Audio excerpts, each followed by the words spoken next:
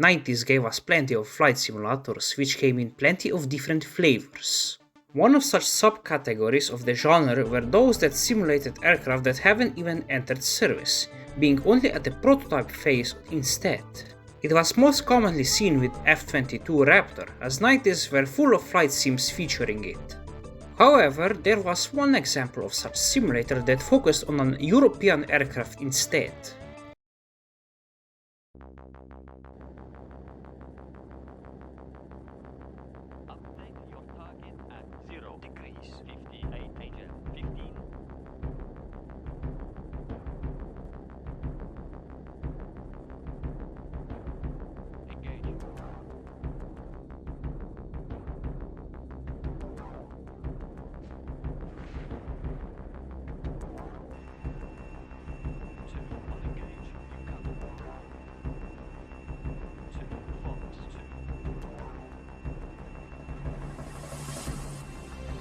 EF2000 is a combat flight simulator that revolves around simulating the premier European multi-role fighter aircraft Eurofighter Typhoon.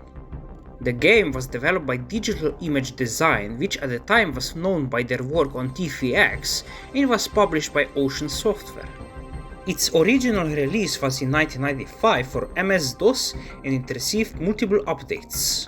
In 1996, EF2000 received its expansion pack, EF2000 Tactcom, which included a mission and scenario editor, improved multiplayer options for local and online play, improved in-game camera controls, new flight regions and more.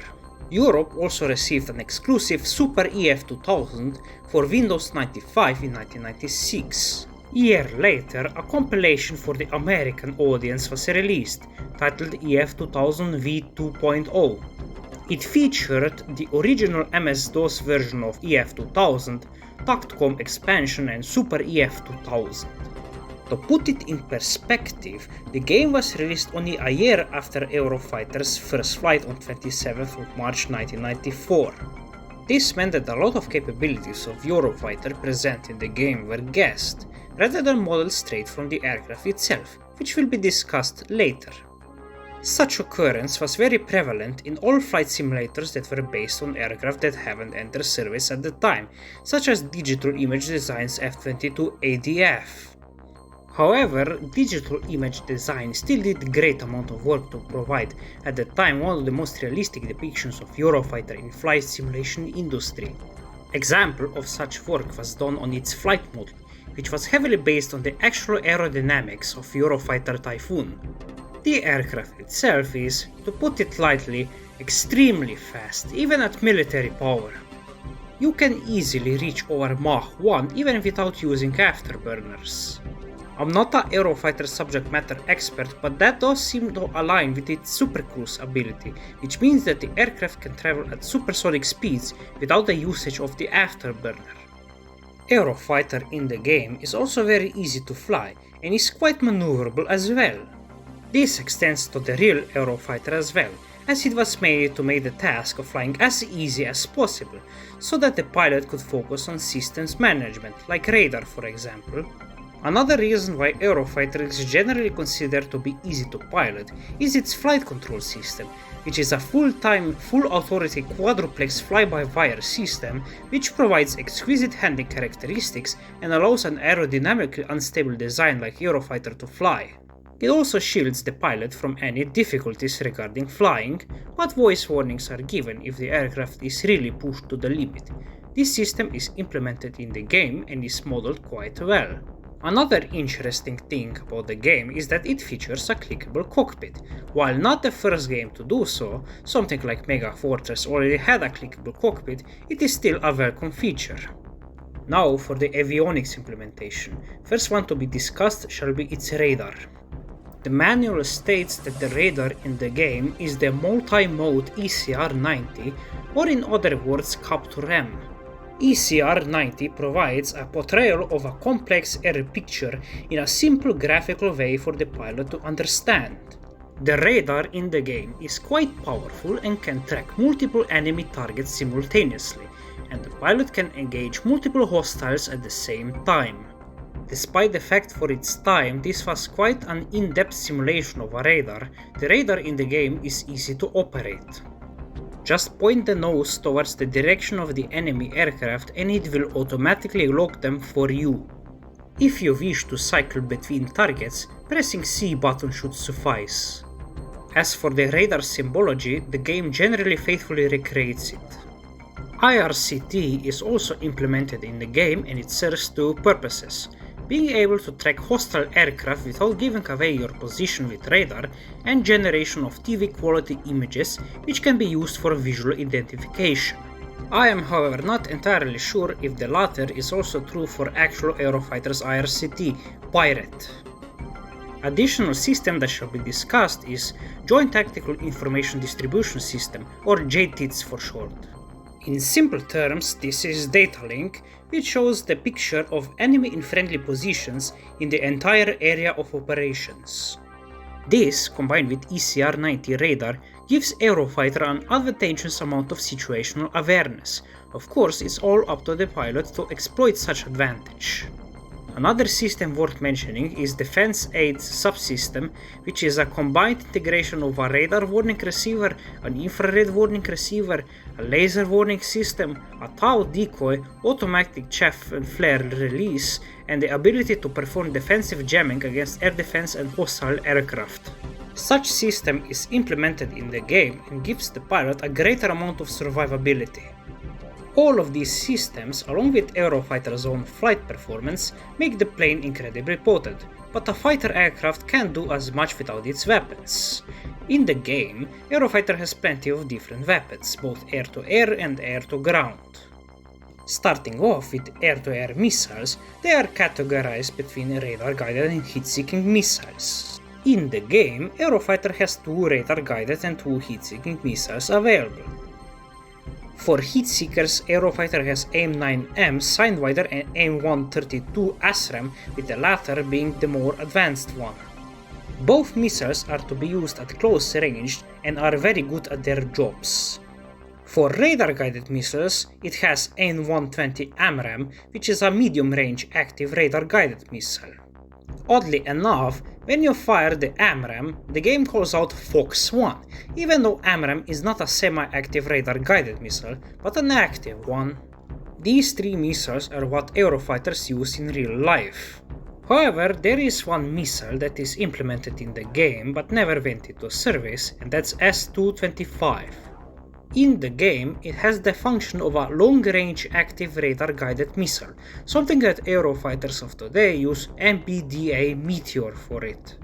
Eurofighter in the game also comes with plenty of air-to-ground weaponry, although this is the case of guessing weapon implementations, rather than modeling straight from the aircraft themselves. The game was made in 1995, so a lot of weapons that Eurofighter currently uses, like Storm Shadow and Taurus cruise missiles, were simply not a thing. Therefore, weapons implemented in the game were based on already existing ones. First weapons mentioned shall be ones that we know Eurofighter uses very extensively in real life. Those are laser-guided bombs, specifically 500-pound GBU-12 and 1000-pound GBU-16.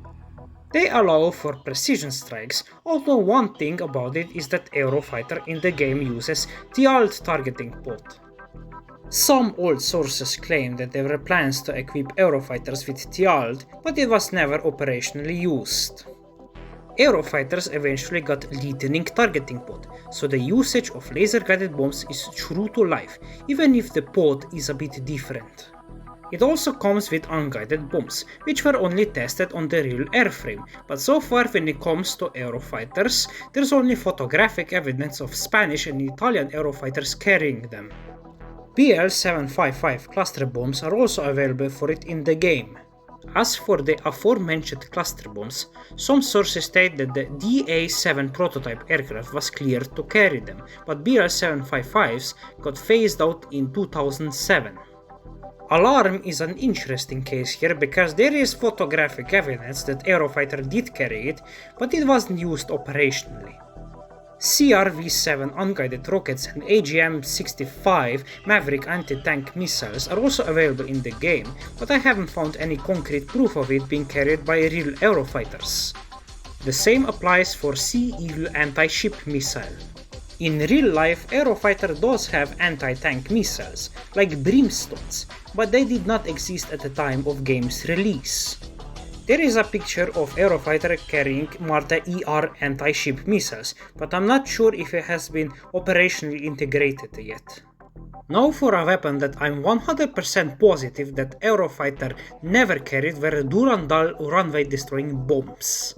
None of the nations that operated Eurofighter even got Durandals in the first place. The implementation of Durandals in the game is more for additional variety, but it is a noticeably big deviation.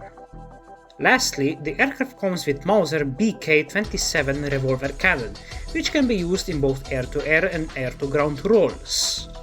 It's a strong close-range weapon, but its ammo capacity is a bit limited.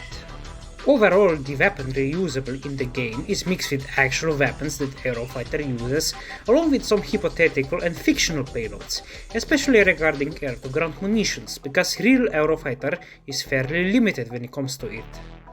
As for the game modes, EF2000 has 3 main ones. First one is Quick Combat, which is a set of 12 pre-made missions with a specific task to them. It's a fun little mode that lets you get a taste of the game, while also being light on time. Now the simulator mode is essentially training mode, where the player will practice flying the aircraft, usage of its weapons and even be put into full-blown missions. This mode is immensely useful as it allows you to practice anything you wish at your own pace. By playing this mode, the player hones their skills and prepares to use them for the next mode, a much bigger mode than those two before it. That mode is Campaign, which is actually a dynamic campaign that simulates a war between NATO and Russia in Scandinavian region. Every single mission that you take will have an effect on the whole campaign, depending on your success. This is the mode that the player will likely spend most of their time, and it's a great one as well. For now, there is the aspect of the game itself outside of simulation that should be mentioned. What is immediately striking about the game are the graphics. Not only is the fidelity of the visuals absolutely stunning for its time, but the combination of the darker and moodier environments of Scandinavia give this game a really strong atmosphere. The foreboding and futuristic music that the game comes with also builds up on such atmosphere. It all really adds to the experience. This is my second MS-DOS flight simulator I have delved into. It immediately got my interest thanks to its focus on Eurofighter, which is one of my favorite European fighter aircraft of all time. I've seen Eurofighter on many air shows before, and I never got tired of it. It's a magnificent and powerful machine which gracefully protects the European skies from any possible adversary. I'm very glad that I have discovered this game. It is available on MyAbandonware site, meaning that it's totally free to download. However, you might also want to check out the EF2000 Reloaded, which makes playing the game on a modern system much easier. It's an excellent flight simulator that will be worth your time. In the meantime, I'm patiently and eagerly anticipating Hitler's Eurofighter for DCS. I'm very excited to see how Eurofighter will be simulated in that game.